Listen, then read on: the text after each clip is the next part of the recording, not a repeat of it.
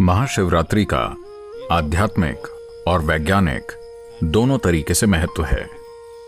शिवरात्रि का अर्थ है हर महीने का 14वां दिन, जो कि अमावस्या से एक दिन पहले आता है। एक वर्ष में 12 से 13 शिवरात्रियां होती हैं। इन सभी शिवरात्रियों में से वो शिवरात्रि जो फरवरी मार्च के माघ महीने में आती है, उसे महाशिवरात्रि कहते हैं।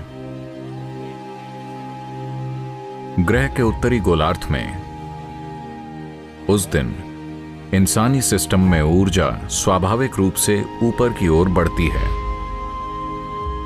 हर एक जीव अपने भीतर ऊर्जा को ऊपर की ओर बढ़ते हुए महसूस करता है। इस ऊपर उठती हुई ऊर्जा का केवल वो ही प्राणी सही से उपयोग कर सकते हैं जिनकी रीढ़ की हड्डी सीधी है। मानव होने का हमारा सौभाग्य है कि केवल हम ही एक ऐसी प्रजाति हैं जिसकी रीढ़ विकसित होकर सीधी हो गई है।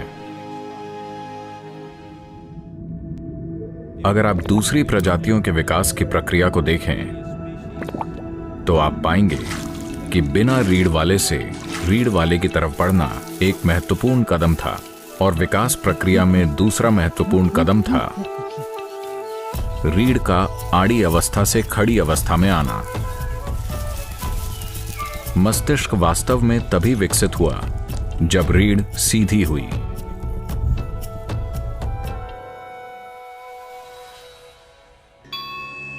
जैसे कि महाशिवरात्रि की रात में ऊर्जा स्वाभाविक रूप से ऊपर की ओर बढ़ती है, रात भर रीढ़ को सीधी रखने से जबरदस्त लाभ होता है। ये उनके लिए विशेष रूप से फायदेमंद है जो खासकर आध्यात्मिक मार्ग पर हैं, पर ये उन लोगों के लिए भी महत्वपूर्ण है जो पारिवारिक स्थितियों में हैं, और साथ ही दुनिया में उन लोगों के लिए भी जो महत्वाकांक्षी हैं। आध्यात्मिक मार्ग पर चलने वालों के लिए, योगियों के लिए ये वो दिन है जब शिव अपने भीतर की सभी हलचलों के परे चले गए और पूरी तरह से स्थिर हो गए।